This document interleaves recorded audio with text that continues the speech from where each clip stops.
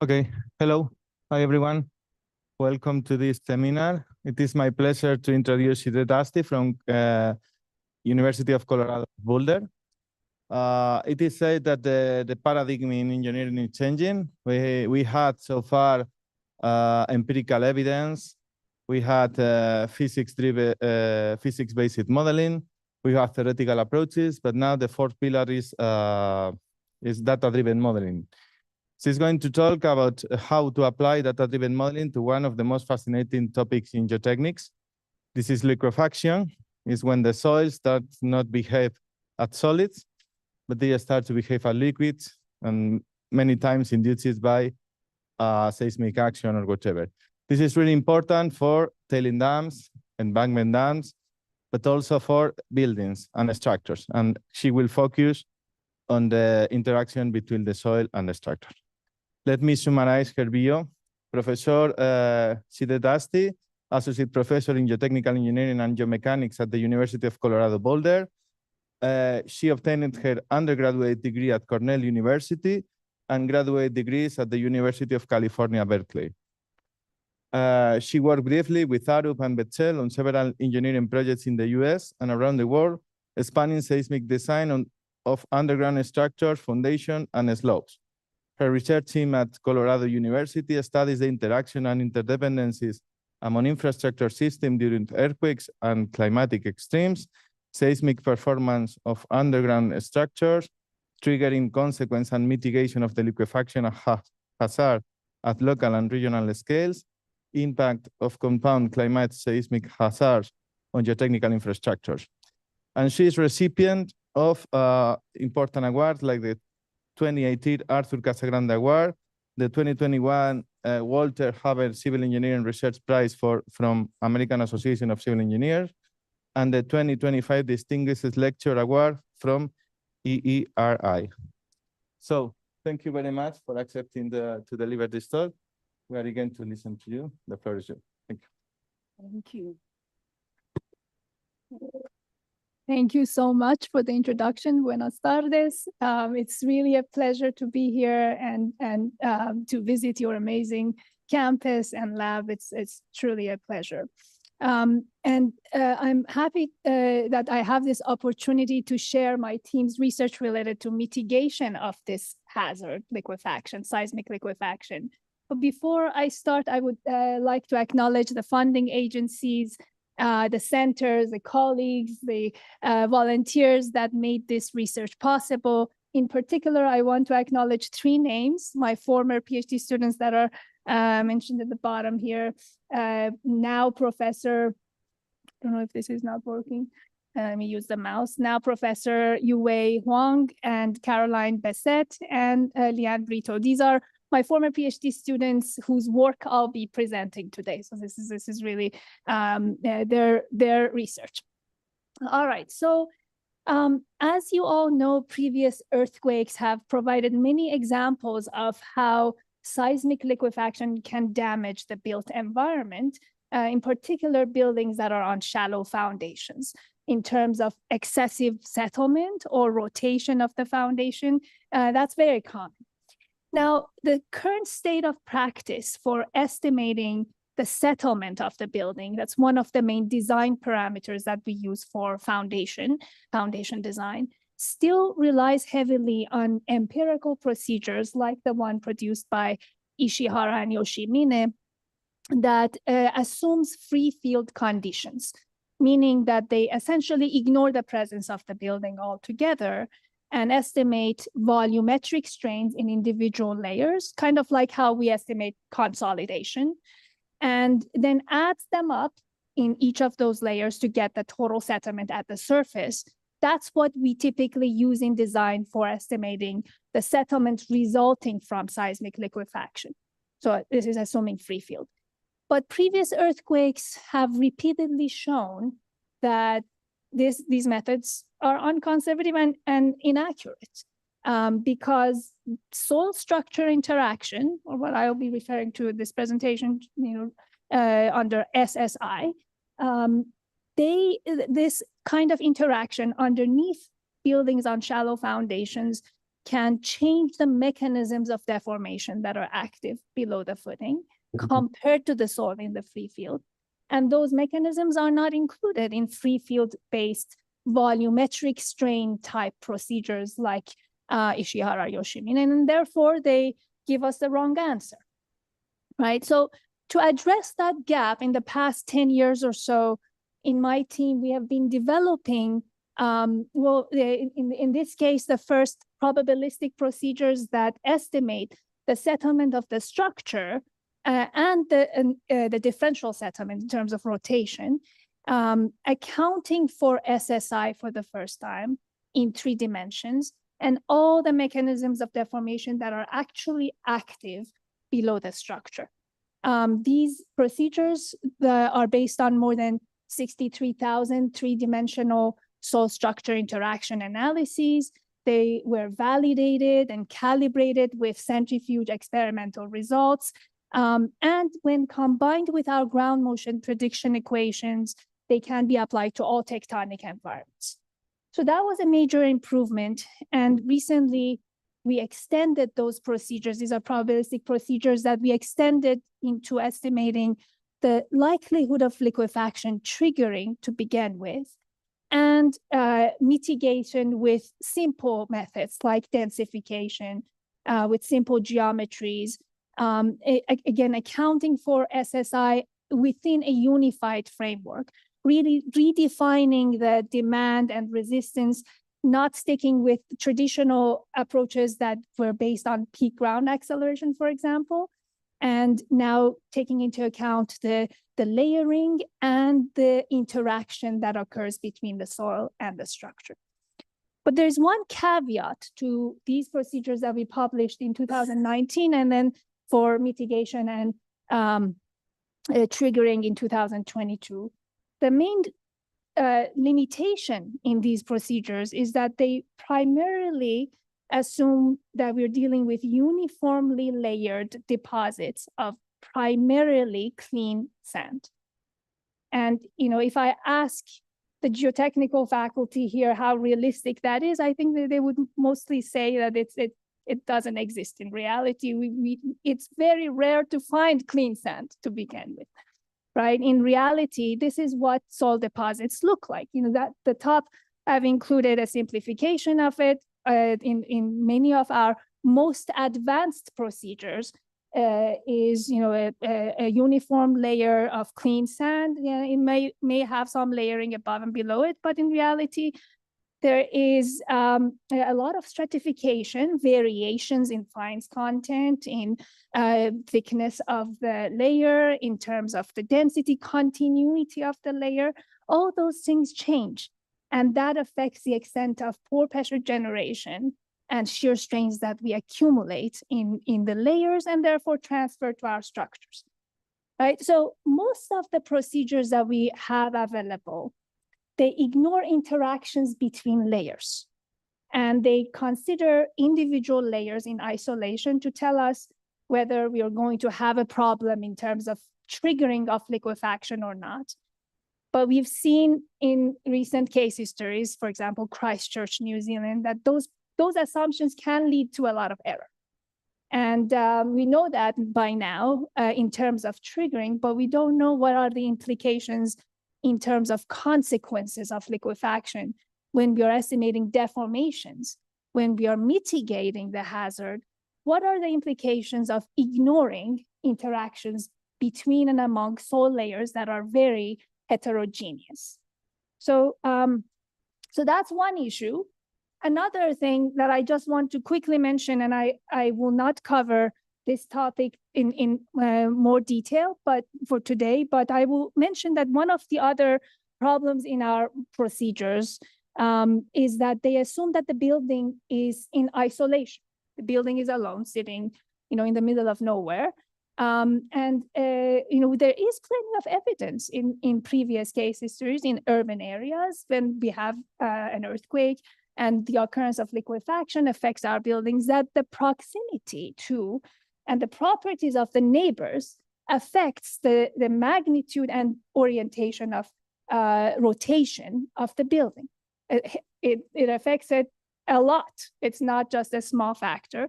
But these effects, what I will refer to as soil structure interaction, or triple SI, they haven't been studied much on liquefiable soils, and therefore our procedures currently do not take those into account. This is another shortcoming that we're working on, but for this presentation, I will leave the triple SI alone. One other issue is the fact that we live in a changing climate, no matter how much the current government in the US wants to deny that. We are living in a changing climate, and that means more frequent, more intense climatic extremes like floods, like wildfires, like drought. And these extremes affect the response of our surface soils in terms of the fluctuations that occur in moisture, in flow, and the change in state of stress. We know that, but we don't know how these fluctuations and the soil-atmosphere interaction during those events impact the likelihood of liquefaction and the consequences during a seismic event that might follow. So that's another complexity. So just to sum up the methodology that we have adopted to answer some of these questions, we use field observations. We do physical modeling, primarily the large centrifuge facility that I'll show you in a second. And we work on constitutive models and do numerical analyses to generate data for studying some of these interactions. For example, the interactions between soil and a structure, SSI, between and among soil layers that are heterogeneous. We study interactions between structures through soil, or in soil, structure, and a mitigation technique, or the interactions between soil and atmosphere, for example, during climatic hazards, or the impact of all of the above on various sectors of our communities and society at large. In today's lecture, I will focus on interaction between soil layers in stratigraphically variable deposits and how that impacts the performance of a structure in the context of mitigation. Okay, so here is the outline of the presentation. I will first go over the methodology. We use centrifuge modeling and numerical simulations to generate data. And then I'll take a subset of that data so that we can look at trends. You know, how does stratigraphic variability affect performance? And then we'll focus on some predictive models, in this case, using machine learning. Okay, so here's a picture of the largest of the 3 centrifuge facilities that we have at our university. This is a center for infrastructure, energy, and space testing. That we have about 5.5 meter radius centrifuge, where we can simulate the response of soil structure systems that are scaled, but under increased gravity, right? So here I've included some examples. We've done a lot of centrifuge experiments. I've included some of the layouts here that are representative of the problem that we're interested in.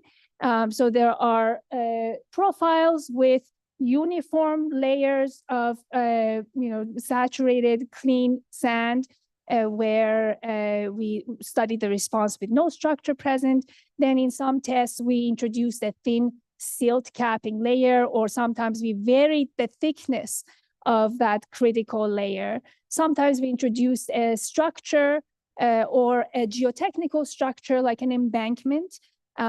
We had tests with no mitigation and tests with a variety of different mitigation techniques. And then in the test that included a form of a structure, we modeled what I'm calling structure A, representing a 3-story moment-resisting frame structure on a mat foundation, and structure B representing a 9-story on a basement foundation. And so these are all scaled. Here is a time-lapse video showing one of the models that was prepared by our students using the automated pluviator, placing columns for colored sand, placing sensors at different locations, the accelerometers, pore pressures, and placing the structures on, covering them. And then after this, you organize the sensors, we move the box to the centrifuge, we saturate the model, and then we spin it, and then apply the earthquake motion. So there are a sequence of ground motions that we apply. These are scaled in the centrifuge. What I'm showing here is the prototype scale properties of one of the main motions that was used in the experiment. So that's the centrifuge test. In parallel, we performed numerical simulations in OPENSEES 3D. We used 3 different soil constitutive models that are appropriate for studying the response of liquefiable soils. Here I'm only showing the results from pressure-dependent multi-yield surface model that's been developed and implemented in OPENSEES by Professor El Gamal's team at University of California, San Diego. The model has many parameters that we needed to calibrate. We used, in this case, monotonic and cyclic triaxial tests that we performed on the soil types that were used in the centrifuge as well. We also used a number of cycles to trigger liquefaction based on case histories, and a centrifuge test that modeled free field conditions, simple layering, but the same soil types present and the same motions that were of interest. These were all used during calibration. After calibration, we modeled the entire soil structure system as it was studied in the centrifuge, and then started to compare the results. How are we doing? We've gone through this calibration process, how is the model capable of capturing what we observed experimentally? Here I'm just showing some of the results. This is for a case with embankment, and I'm showing the embankment case just because this is one set of tests that where we used a lot of different kinds of mitigation, in particular dense granular columns as a form of mitigation here. So it was still useful to see how we could capture, for example, on the left, vertical settlement of the embankment with different mitigation forms, or its lateral displacement. The permanent displacements is what I'm talking about after the end of the earthquake. Or these are experiments with a structure, with different forms of mitigation and different stratigraphies in the profile. And overall, we were able to capture the deformations. And again, here I'm showing only a subset, all the details of the time histories of the comparisons of pore pressures, accelerations, and displacements are in our publications that I'll refer you to. But overall, we could capture the trends well. There are some shortcomings in the model. For example, the numerical model generally overestimates the rate of dissipation, but it generally captures the peak values of excess pore pressures well. The accelerations, for the most part, are captured well. The permanent deformations, especially in cases involving mitigation, were captured well. Okay, so now after this calibration and validation, we were in a position to say, okay, let's do a lot of simulations and see how important is stratigraphic variability when we are predicting the consequences of seismic liquefaction. Do we need to care about stratigraphic variability, or are the previous procedures that ignore layer-to-layer interaction fine? Maybe they're fine, right? So that's what we did next. I'm going to take a subset of that first set of, basically an initial sensitivity study, and I will show the results only for one motion, just so that we can see the trends more clearly. And I'll show results for 5 relatively simple soil configurations. just so that we can see how important the introduction of, for example, heterogeneity in terms of permeability is when we are looking at effects of liquefaction and when we're mitigating liquefaction. Okay, so on the left, model 1, this model, this is modeling a uniformly layered deposit, simple case, all sand layers. The critical layer is in the middle. That's a looser layer that has a thickness of 6 meters. Then in model 2, we introduce one thin silt capping layer above that critical layer. In model 3, we introduce multiple silt interlayers. So these silt interlayers are essentially dividing up the continuity of the critical layer. Then in model 4, we take those critical layers and spread them out in the deposit. Model 5, we take that critical layer and vary its thickness. So we are introducing a slope at its bottom boundary.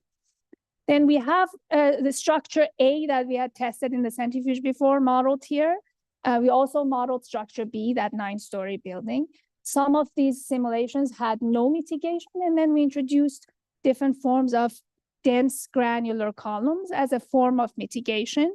We varied their properties according to this table. So the baseline mitigation, dense granular column, or DGC, had an area replacement ratio of 10%. And we started to vary its properties to see how important are those properties. For example, if we increase area replacement ratio to 20%, how do things change? GR is the shear stiffness ratio. We varied that. We also modeled clogging with the permeability ratio. What if it's clogged with fines? What if it's clogged with the surrounding soil? So it's basically providing no enhanced drainage. What are the implications? And we also considered, well, what if we get a lot of densification as we install the columns? What is the effect of that? Okay, so let's take a look at some of the results. And I'll only show results today in terms of settlement. This is the average permanent settlement of the foundation that we modeled. At the bottom, this figure shows the results in terms of the average permanent settlement for the non-mitigated case. So there's no mitigation. The middle is showing DGC, or dense granular column, mitigated settlement. And then we have the ratio, DGC normalized by non-mitigated. So this top figure is showing the effectiveness, a measure of efficacy of mitigation. The lower this ratio, the better. That means we are really doing a good job reducing the foundation's settle.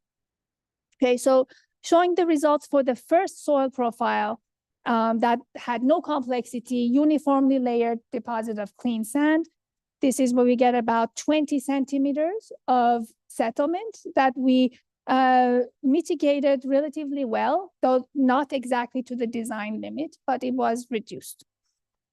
Then when we go to the second profile, so this is with adding only one thin silt capping layer above the critical liquefiable layer.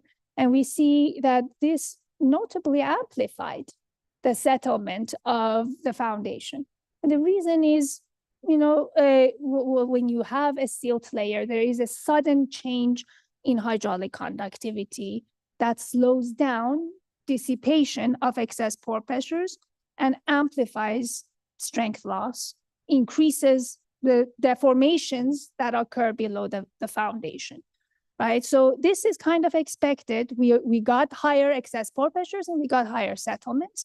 But this one silt layer was handled well with mitigation in this case. So we were able to limit those deformations and we got an improved efficacy when we had the silt layer present. Now, when we go to the third case, this is multiple silt interlayers now introduced. Now you see, in this case, depending on the structure, we could actually see a major drop in settlement of the non-mitigated case. And the reason for that is that we are dividing up the continuity of the critical layer. So now we have a bunch of thinner layers that are sort of separated. instead of having one thick, continuous critical layer. And that actually reduced the generation of excess pore pressures and deformations. And in this case, the DGCs were not as successful because there were more silt layers that were making its life harder. They were not as successful to drain those excess pore pressures, even though the excess pore pressures were small. Right? And then when we go to profile 4, this is interesting. And so here we see a really poor performance from the DGCs. We actually amplify the settlement by doing mitigation. But to be fair, we should look at the unnormalized values. You see the settlement for the non-mitigated case is actually very, very small. So this is even below the design limits. And yes, the DGCs amplified the settlement a little bit, but it's still very small.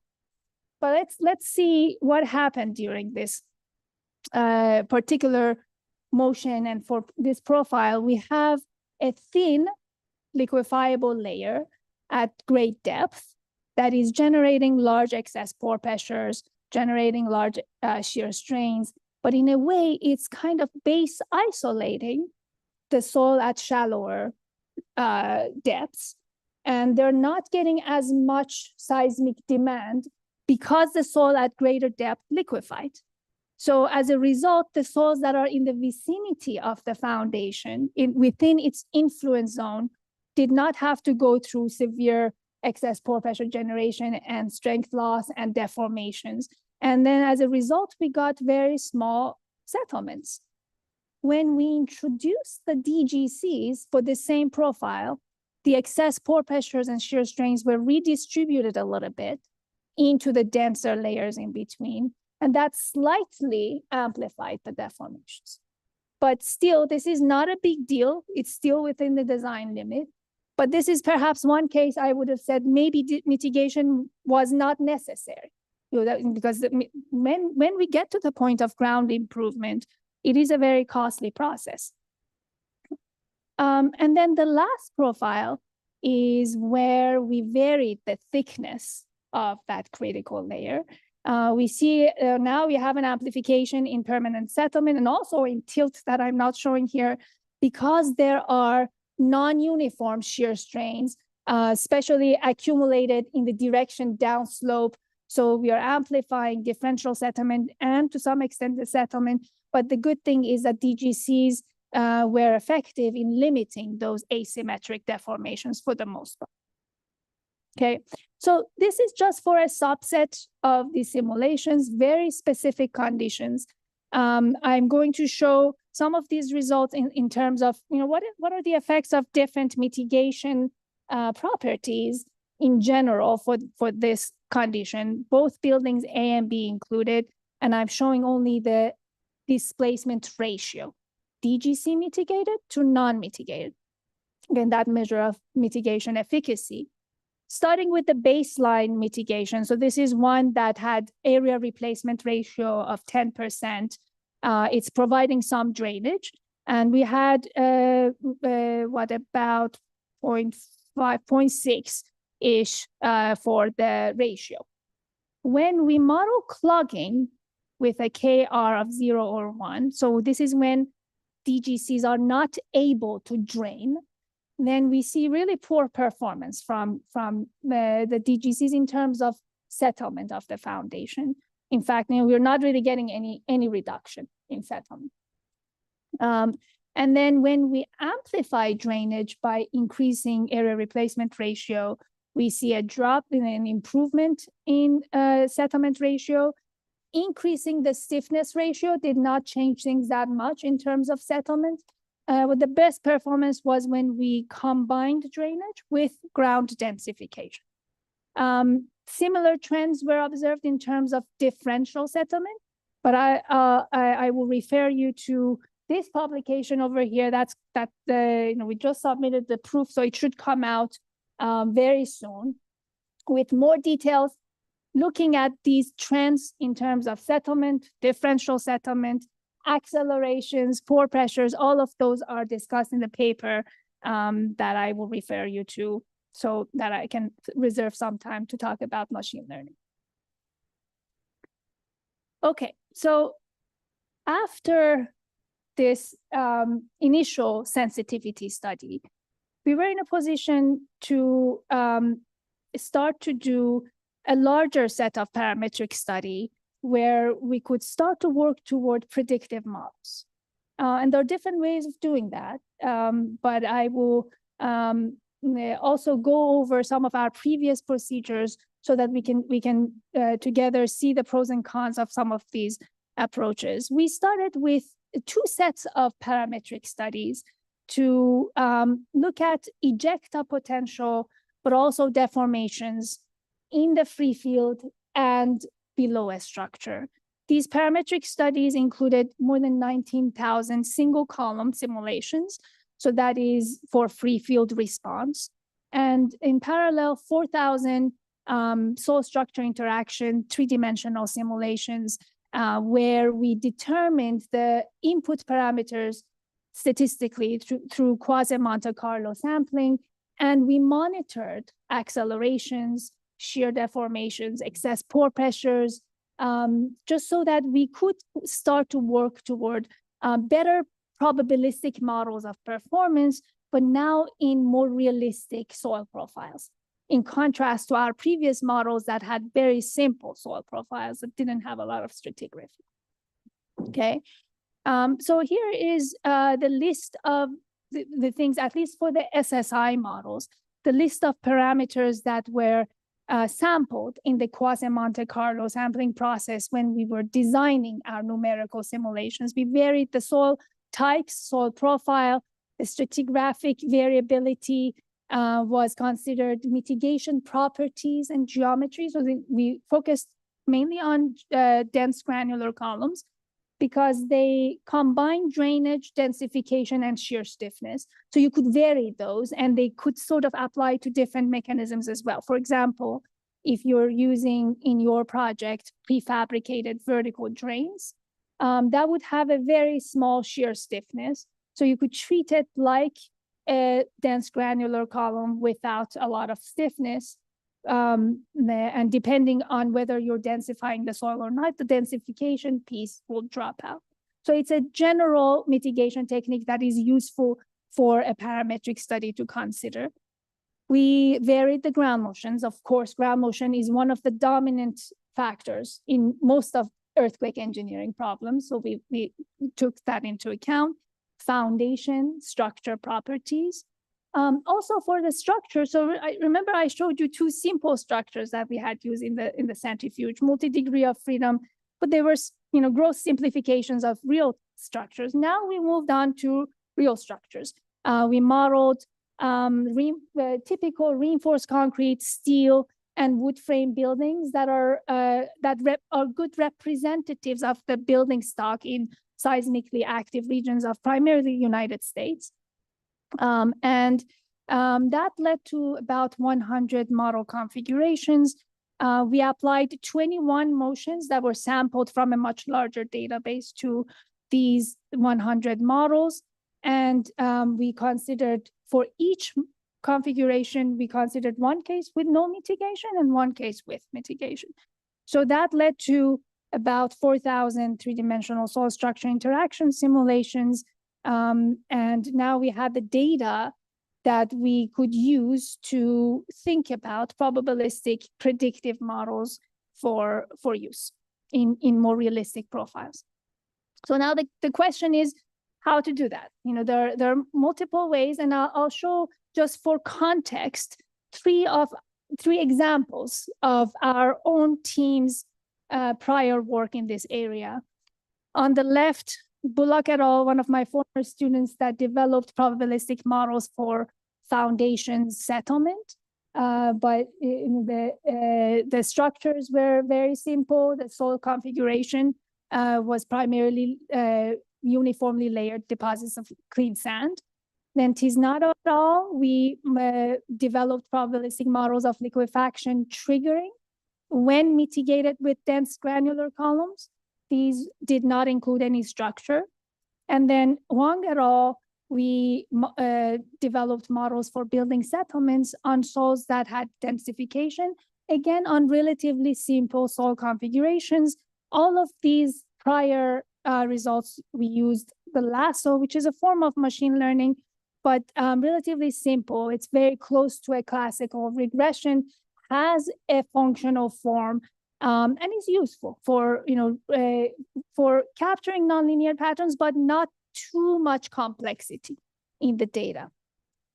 So we expected the lasso to have a hard time with our new data in such extreme nonlinearity with highly stratigraphically variable deposit, including SSI and including mitigation.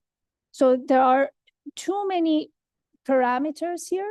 There are a lot of interactions and deep interdependencies among these variables that we thought would be difficult for the lasso, as some simple machine learning technique with classical regression background to be able to do it. We expected things to add to the uncertainty if we followed a similar approach. So we started to look for other methods. There are more advances in machine learning that have applications to the problem at hand. This is a case, assessing liquefaction and mitigating liquefaction under SSI is one of the more, I would say, most nonlinear problems that we deal with in civil engineering applications. And we were looking for a technique that would help us work under complex and extreme nonlinearity and interactions and interdependencies in the database. We also wanted a method that would provide flexibility in terms of functional form, a model that can be tested on independent data sets, and also provide generalizability that we can use in other applications, when applied to unseen data, when compared to traditional regression models. Okay, so there are many options in this case. We happen to choose random field, and this is not a perfect machine learning algorithm. It has its own issues, and I'll talk about some of the limitations at the end. But some of the positives of random forest algorithm is that this is essentially an ensemble of models that has multiple decision trees, and each tree takes a subset of the data to learn patterns and then averages the results to come up with the final. And some of the advantages of this algorithm as a result are, for example, because it averages the results, there is a lower risk of overfitting. And again, that becomes important in extremely nonlinear problems. It has a tool that allows us to do feature importance analysis. And that again becomes important because we want to only include the features that are really, really important for practicality. We are going to ask practicing engineers to use a procedure, and it needs to be practical for them to use. We can't give them something that they need 500 parameters for. And then it's great at capturing extreme nonlinearities. It's not so great in interpolating, but one of its advantages is it can handle nonlinearity in the data. And it has tools that helps us easily visualize and interpret the toolbox. Essentially, it's not that blind of an algorithm. We can look at the patterns and visualize them. So these advantages can help inform our design and mitigation that in a way that is more accurate and practical than before. So first thing, before we take all of our numerical results and feed them into a machine learning algorithm, we have to first look at the data, make sure that mechanistically it makes sense. For example, I'm showing the settlement of the non-mitigated foundation here on the left, we expect it to increase as we increase the contact pressure on the foundation. And for different intensities of shaking, we see an increase. So that makes sense. Or trends that we expect with depth to the layer, with relative density. All those things are trends that we check to make sure our data is reasonable, is following mechanics before we feed it into the machine. Then we wanted to develop essentially 4 machine learning predictive models just for settlement. One is that we have data for unmitigated cases. Remember, we still, even without mitigation, we don't have good procedures for unmitigated settlement that capture stratigraphic variability. So we want the machine to do that. The second thing is mitigation. We have all this data with mitigation, and we want to be able to get a feel for how does, for example, dense granular columns with different properties change the settlement of the foundation. So in terms of settlement ratio, we need a predictive model. And we developed these procedures for 2 sets of structures.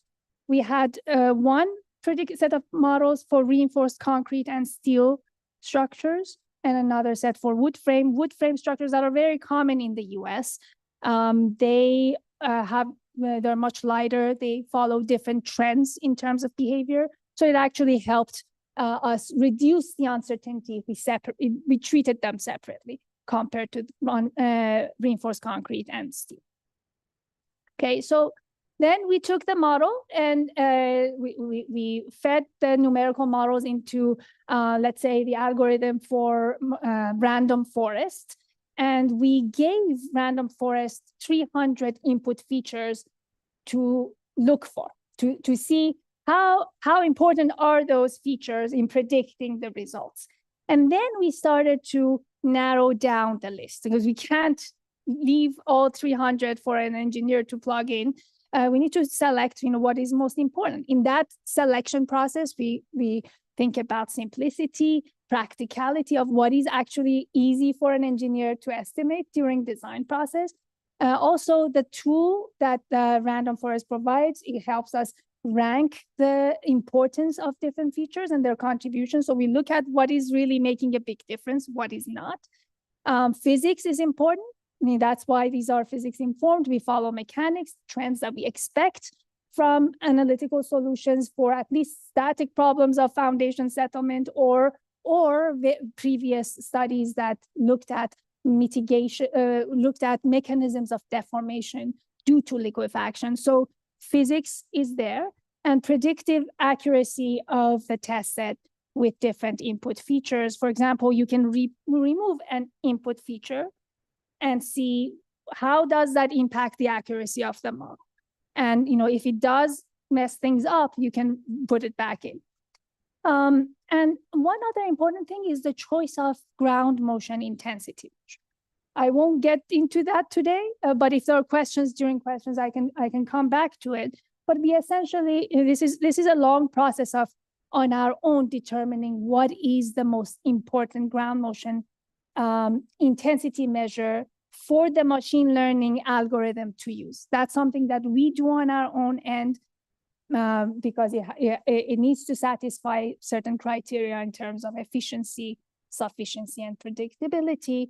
And we chose cumulative absolute velocity, which essentially integrates the absolute value of acceleration over time and spectral acceleration at a period of 1 second. So these two were provided to random forest, and we let it go. It basically selected 20% of our numerical database as the test set and 80% to train the model, okay? Then using that 80%, use a 10-fold cross-validation hyperparameter tuning, and it moved on with the best combination and best model, evaluating the selected model now with the 20% test set, and started this iteration 100 times to come up with the final results. Okay, just showing some of these results. So this is what for the settlement of the non-mitigated structure, what the training data set provided. So here on the x-axis, we have the observed settlements, and on the y-axis, what random forest predicted. And then over here, we have the DGC mitigated settlement normalized by non-mitigated with observed and what came from machine learning. So this is good, but the real test is when we look at the test set. And these are the results for that. You see, it's still good, but there's more scatter. This is where we're testing it on a part of the data set that was not used in the training, right? And these are some numbers in terms of the scatter in the results. So I've included R-squared standard deviation and RMSE for settlement for non-mitigated and settlement ratio. And overall, these are really low. Standard deviation, especially, is pretty low. The R-squared is a little bit of concern for the mitigation ratio, but it's still acceptable. Now, when we compare these results with previous models, remember, we don't really have any models for mitigation. But we have models that our team has created for non-mitigated that I can compare with. And there is another team that has that too. So I'll show, at least for the non-mitigated case, how our standard deviation compares with what exists. This is the standard deviation for our random forest model. And then if we use our own study, instead of random forest, use the lasso, that's a simpler machine learning tool, the standard deviation increases to 9.91. And again, this is for natural log of settlement. So it has an important influence on the uncertainty in our prediction. Then I've included Bray and Macedo's model. So they have performed about 1,000 two-dimensional simulations, and then they use those results to predict foundation settlement. Their 2017 paper, and they use the standard regression. Their standard deviation is 0.55. And then our own model, the older model, 2019, that used the lasso, had a standard deviation of 0.67. When we applied Bullock's model to our new data set, you see the standard deviation increases to 0.93. So we're really dealing with a very low standard deviation compared to what is out there. But I especially in view of how these models are dealing with a lot of complexity in the soil profile and also interactions within the system. One other thing that I wanted to show is the value of a tool that Random Forest provides is SHAP analysis, that is letting us see what are the features that are dominant in predicting foundation settlement. SHAP is basically telling us, for example, the contribution of some of these parameters are added to a base value to get the final settlement of the foundation. So from the top to bottom, it's ranking the importance of the input features. Let's say if you see on the top, it's not surprising to see the ground motion property, cumulative absolute velocity is showing up as really the dominant factor. And then we have the slope of the critical layer. So that's a measure of the non-uniformity of the critical layer. Stratigraphic variability seems to matter for the case of a foundation settlement. And then we have another parameter, I'll just go over this one, is depth to individual layers, relative density of those layers normalized by the thickness. And that's averaged over the entire profile. So you see, then it ranks those parameters for us. But another feature here in this plot is that it shows colors that would tell us what is the direction of the relationship between input features and the settlement. For example, CAV, you see, goes from light colors to dark colors, from left to right. That means as the CAV value is increasing, the settlement also increases. That makes sense. The intensity of shaking increases, it increases the settlement. The slope does the same.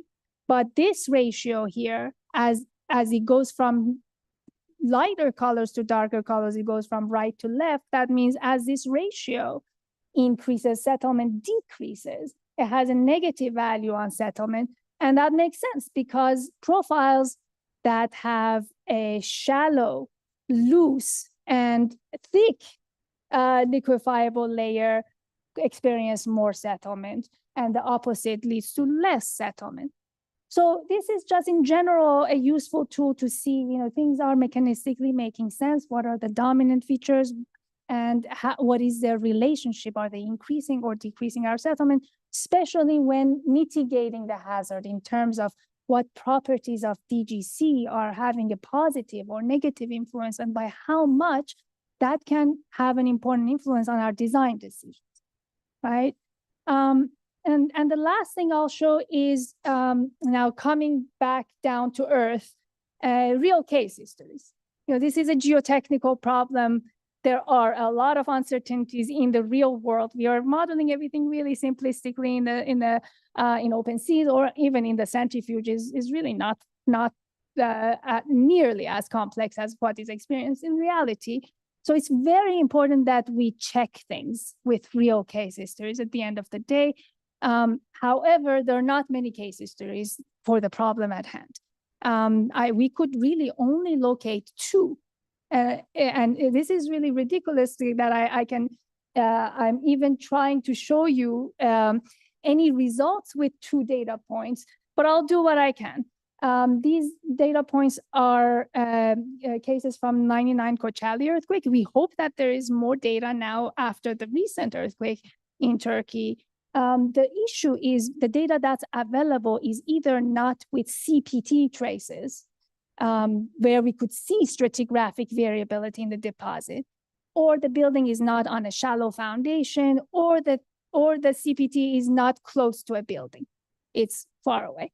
So when you get to the bottom of it, we could really locate only two data points, but they're still useful. So we got the CPT trace, we digitized it, and got the parameters that are needed for our machine learning model, and developed the fragility curve using our new model. This, the blue line, essentially gives the probability of exceeding different settlement values for this particular problem and ground motion.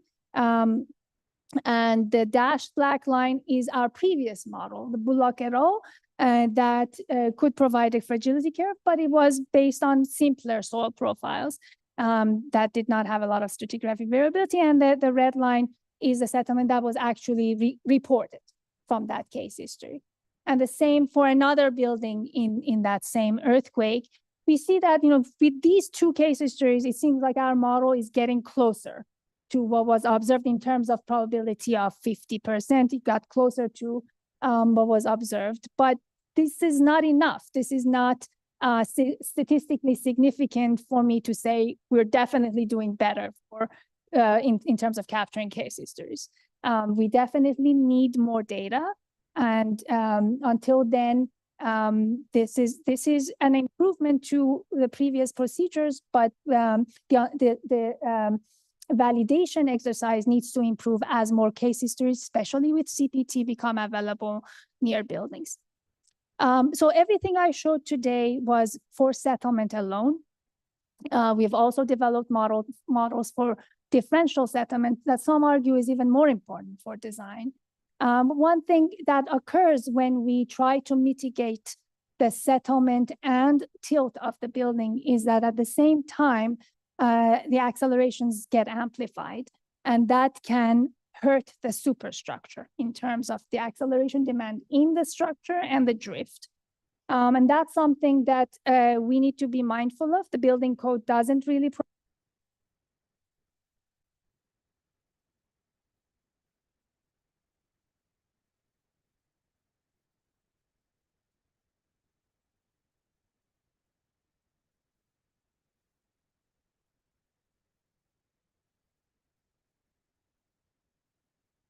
site, which may not really capture the complexities of the interactions that occur. And if not done properly, we could accidentally design something that would initiate damage in the structure, which would be more deadly to the inhabitants of the structure. So we need to be very careful about that. And that's another thing that we are working on with our team. So in conclusion, I showed that liquefaction assessment and ground improvement requires detailed site characterization. We really need to do CPT traces, and we need to account for stratigraphic variability because it does matter as we mitigate this hazard. I showed that in our sensitivity study and in the later parametric study, the drainage ability seemed to play an important role. And it's important when we design mitigation to try to use technologies that don't allow for clogging or minimize the possibility of clogging. I showed that combining well-calibrated and validated numerical simulations, that go hand in hand with experiments, together with advances in machine learning, can enable a new paradigm in a more scientific and physics-informed processes for mitigating this particular geohazard that is liquefaction, through developing models that are more accurate, but also practical and account for highly nonlinear processes and interactions within our profile. I've included some citations here for the models. So today I only showed models for settlement, but we've developed models for ejecta potential as well as tilt. So that these are models that for the first time account for stratigraphic variability, SSI, and mitigation complexities. And we are working on foundation accelerations and demand within the superstructure currently. And the last point is there is definitely need for additional case histories to validate and improve our models. I will stop here, but there is another slide where I talk about the problems with random forest. If anybody's interested, we can come back to this. All right, thank you very much for your time, and I'm happy to answer any questions.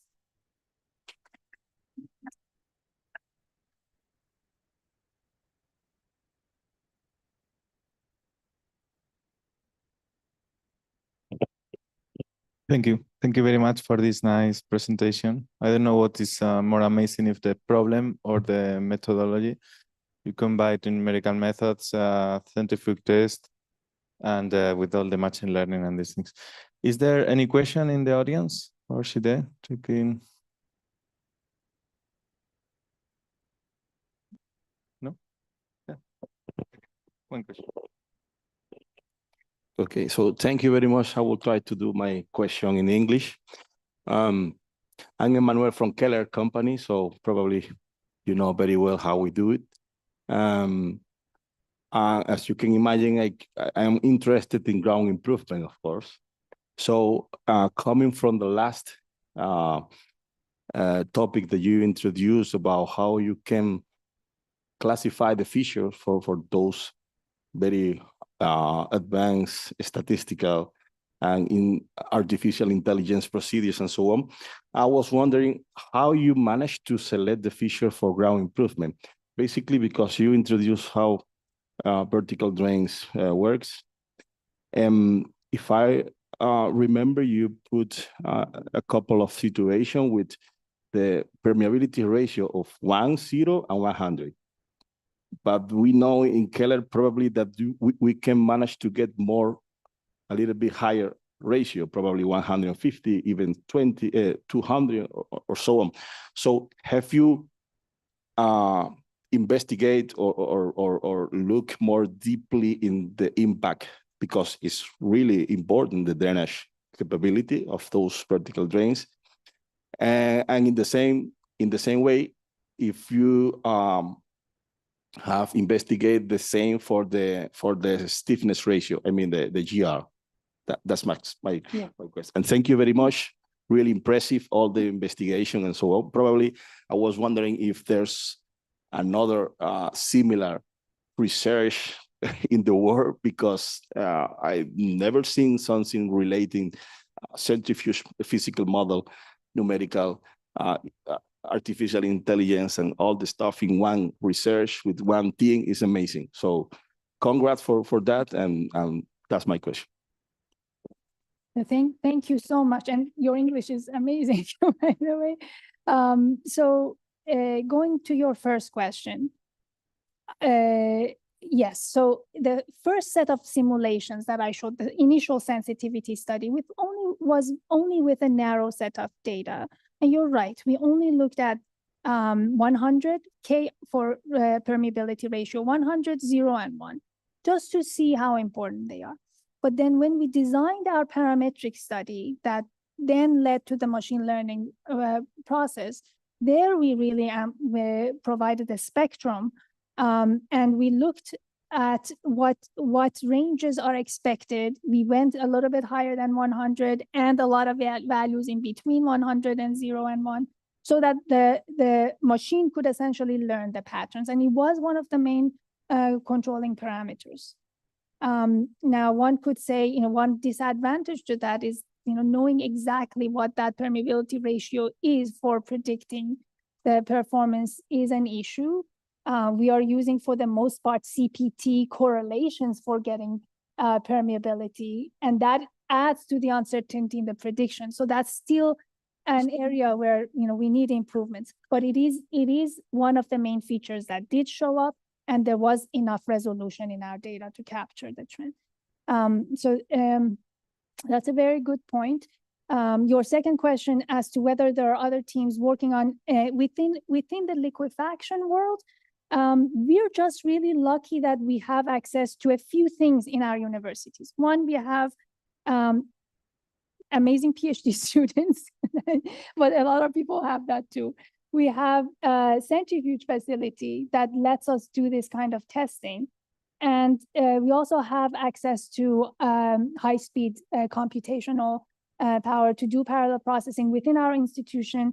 So it just got lucky in that, we had the right facilities and the right expertise to be able to accommodate a holistic study like this. In liquefaction, I haven't seen anything like this before, but we are building on, the work of many other people. Components of it is building on the work of a lot of other people. Thank you. Is there any other question? Yeah.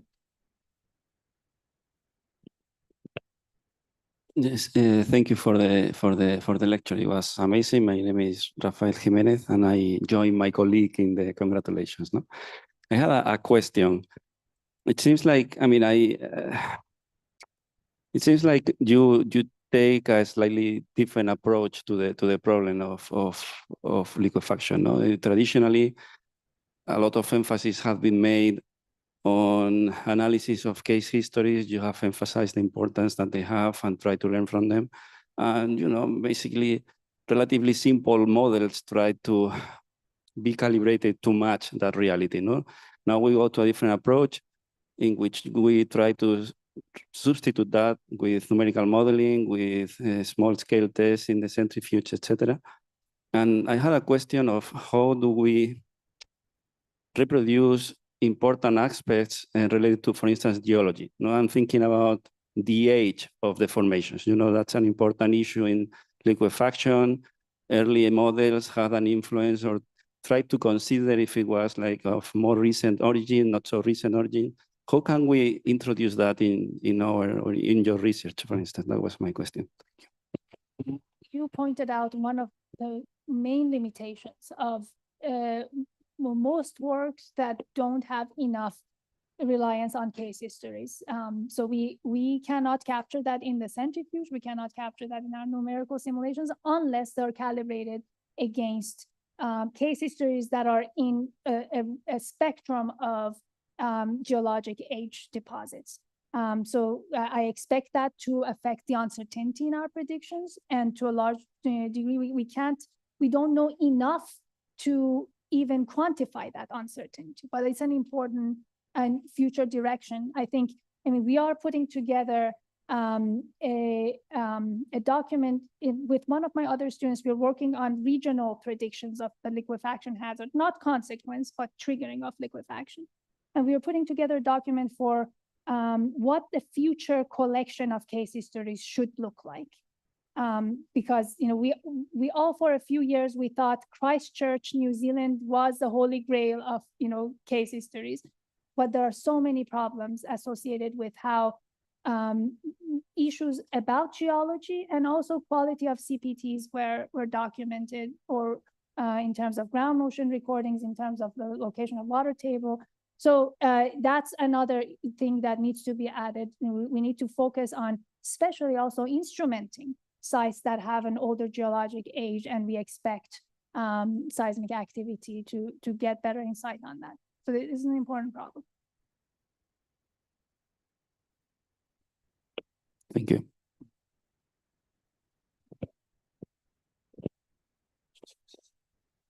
Dr. Dashti, thank you for your very nice presentation. I have a question, not directly about settlement, but about your model. Is it possible to extract the inertial force or the forces of the liquefied layer from your model? Because I'm thinking of a case of a piled system or a drill shaft. Those numbers are very important to get the forces applied on the pile system in transversal movement. Yes. Thank you. Yes. So I would say that the presence of the pile will change the deformation patterns, and their own inertia is obviously, it needs to be taken into account. So it is affected by the kinematics of the problem and the inertia of the pipe and the inertia of what is above the pile. But in our models, because we looked at only shallow foundations, we still have data. We have in all the simulations and experiments, we have data related to pore pressures, acceleration, and on the surface, lateral and vertical deformations. Some of these can be used to get the inertial demand that would be imposed in the free field, essentially. And you could impose that to a pile separately in a decoupled way. I would say it's not very accurate, but we can do that. Yeah.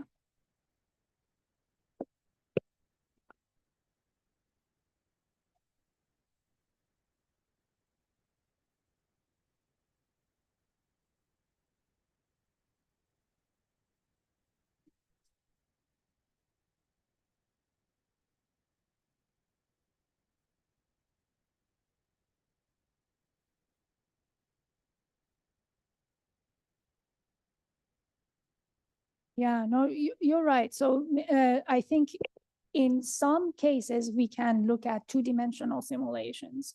3D is very expensive. For a lot of the problems that are extremely important too, like an embankment, we can really easily just model it in 2D.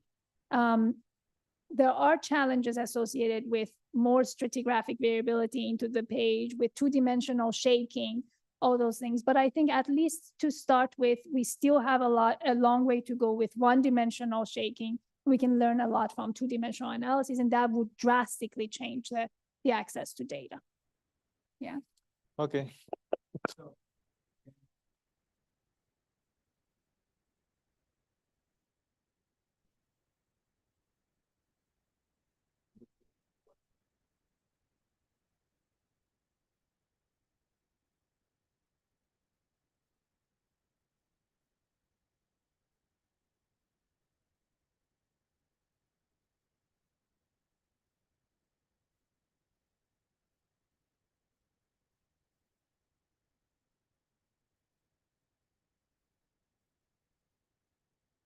Okay.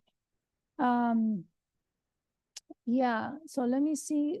I'm trying to go back. We started with OPENSEES a long time ago. And the reason at the time was that we wanted to be able to capture both nonlinearities in the soil and in the structure. And this becomes important, especially when you model mitigation. So if this was a problem just with soil and the foundation, there are a lot of options. Like we could go to FLAC. The library for the structural engineering side of things in FLAC is a little bit more limiting. However, FLAC also has very advanced soil constitutive models. We could do faster simulations in finite elements, depends on explicit versus implicit, but in general, finite element is going to be much faster for such expensive simulations compared to FLAC. So that was one factor. The other one is that you have a large library of options, both for nonlinearities in soil and in the structure, and it was free. So these are some of the factors that led to that. Yeah.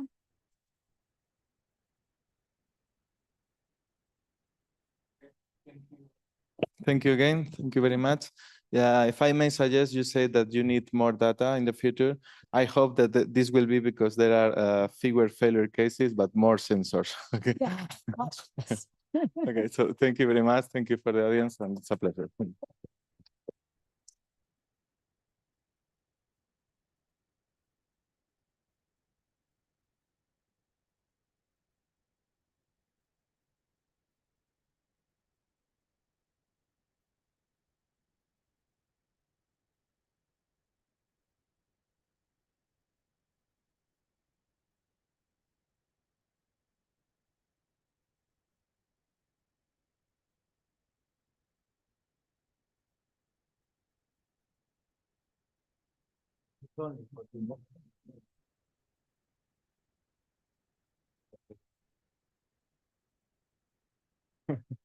You're welcome.